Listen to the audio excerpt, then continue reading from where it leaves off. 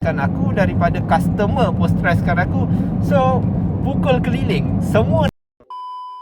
Bismillahirrahmanirrahim. Assalamualaikum warahmatullahi wabarakatuh. Hai korang, hai guys, selamat datang dan selamat kembali ke channel aku. Sebelum korang teruskan tengok video ni, aku nak ucapkan ribuan terima kasih kepada mereka yang dah subscribe channel aku. Kepada mereka yang belum subscribe channel aku, dengan rendah hati aku nak minta tolong korang supaya tekan butang subscribe yang warna merah dekat bawah tu. Okey, terima kasih sebab dah subscribe. Jom layan intro dulu.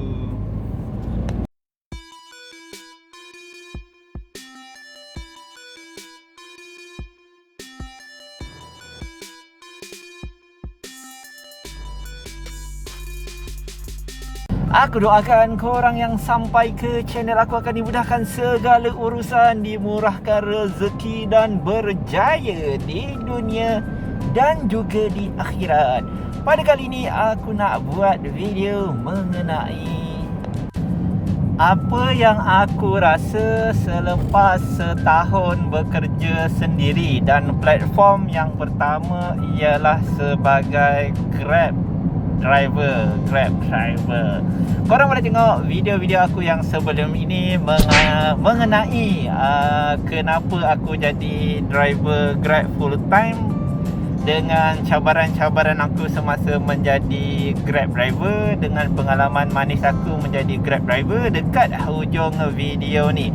So, korang nak perasaan aku yang macam mana? Korang nak benda tu baik ke? Korang nak benda tu negatif ke? So, terpulang kepada korang, terpulang kepada penerimaan korang. Aku ada tengok yang YouTuber lain dia cakap macam ni. Ada 3 jenis orang yang akan menilai sesuatu situasi. Yang pertama, of course lah, dia akan nilai sesuatu situasi tu dari sudut positif. Yang kedua pula, golongan yang kedua, dia akan menilai apa-apa benda pun dia akan terus gazetkan benda tu negatif. Dan yang ketiga pula, dia tengah-tengah, sama ada dia boleh jadi positif ataupun negatif. So korang jenis yang macam mana? So bergantung kepada penilaian korang jugalah. So dari segi target, aku sebelum ni bekerja makan gaji, aku dah ada target tertentu dan aku rasa aku dah achieve target tertentu.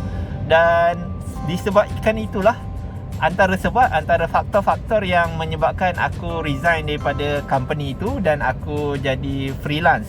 Dan banyak sebab lagi sebenarnya aku menjadi freelance ni. Maybe aku akan buat satu video khas mengapa aku apa yang aku achieve dekat aku punya target, maksudnya apa yang korang kena ada ataupun korang punya target sebagai pekerja makan gaji. Maybe aku akan buat satu video lah. Kalau itu pun kalau aku rasa benda tu bagi manfaat dekat korang, aku akan buat lah. Kalau misal kata aku rasa tak bagi manfaat dekat korang, maybe aku hold dululah macam tu. So dari segi target, sebagai pekerja makan gaji, alhamdulillah aku dah achieve. Bagi akulah, aku dah achieve yang apa yang aku nak. Lepas tu,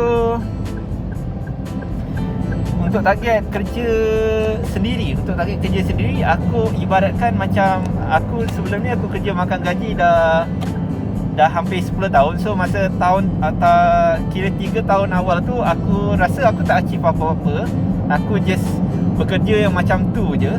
So sekarang ni aku kiranya tahun pertama lah bekerja sendiri. So aku rasa dia punya progress tu bagus, tapi still macam tak membanggakan lah. So target untuk bekerja sendiri tu still ongoing process, dan dia akan improve dan terus improve. So dari segi target, itu yang aku boleh cakapkan lah untuk kerja makan gaji ni.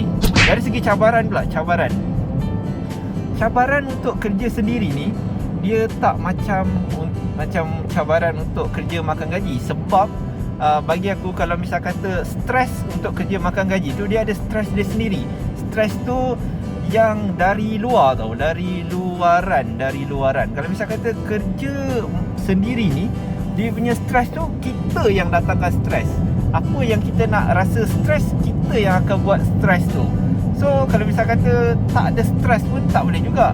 Tapi tak adalah stres kerja makan gaji ni boleh sampai blood pressure naik. Macam aku sebelum ni, aku dah pernah buat video yang aku blood pressure aku naik bila aku kerja dengan orang, kerja makan gaji. Blood pressure aku memang naik. Memang aku daripada orang atasan pun streskan aku, daripada orang bawahan pun streskan aku, daripada customer pun streskan aku.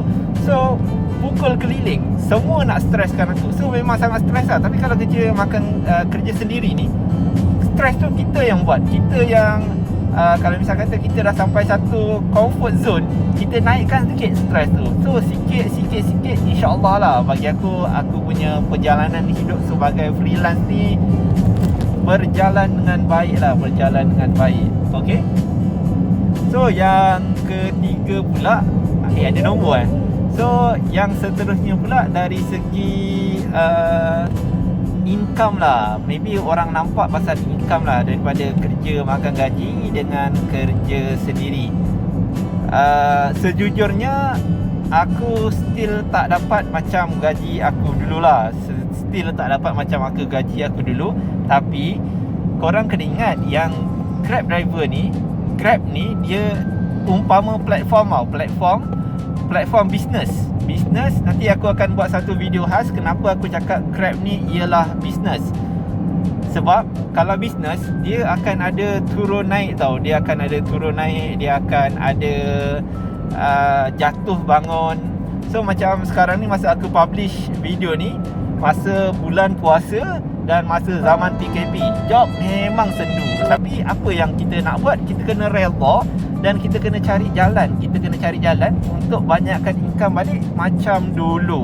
So maybe akan disulamkan dengan something lah. Maksudnya Grab driver, Grab platform Grab ni sebagai income utama.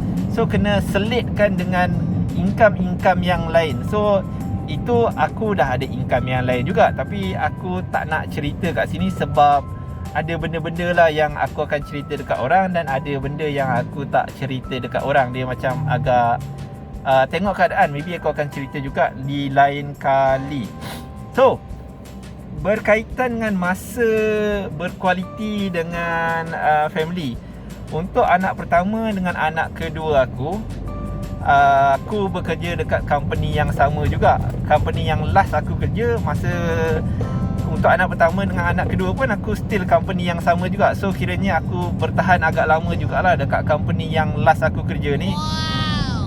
Dari segi masa dengan anak, untuk anak pertama dengan anak kedua, aku tak boleh ikut check up isteri aku. Kalau ikut pun sekali dua je kot. Tapi yang untuk anak ketiga, selepas aku kerja sendiri, sebab selepas aku menjadi Grab driver full time, daripada first check up sampailah last check up, sampailah melahirkan, aku tak pernah miss langsung ikut ataupun teman wife aku check up. So masa berkualiti dekat situ untuk kerja sendiri ni, kita yang manage. Kalau misal kata sebelum PKP ataupun sebelum wife aku melahirkan, contohlah pagi tu ada check up, aku teman sekejap. So lepas settle tu baru aku buat Grab. So dia macam suka hati korang nak keluar time macam mana. Tapi kena suka hati tu kena ada dia punya nak cakap apa, dia punya disiplin lah. Memang suka hati, tapi suka hati yang berdisiplin. Janganlah suka hati sangat. Kalau suka hati sangat, nanti aku beritahu lah. Kalau misal kata korang jenis yang nak fleksibel, tapi fleksibel tu macam fleksibel yang betul-betul fleksibel yang entah apa-apa, nanti maybe aku akan buat satu video lah. Tapi yang ini bukan untuk korang lah. Maksudnya ada orang lain yang mengatakan Grab driver ni tak boleh buat duit. Tapi kita kena tengok juga orang tu jenis yang macam mana. Betul tak? So kalau dari segi keagamaan lah, sebelum PKP korang bayangkan yang berapa masjid yang aku pergi. Kalau misal kata dari segi Islam, aku pernah, tak tahulah ini hadis ke ataupun tak sure, aku tak berani cakap. Nanti kalau aku jumpa ke hadis ke apa, nanti aku akan bagi tahu. Semakin banyak tempat korang bersujud, semakin macam mana dia punya ayat, dia macam tempat yang kita sujud tu akan bela kita nanti dekat dekat akhirat nanti. Korang nampak kan aku punya thumbnail ataupun yang tu gambar kereta aku dekat banyak-banyak masjid.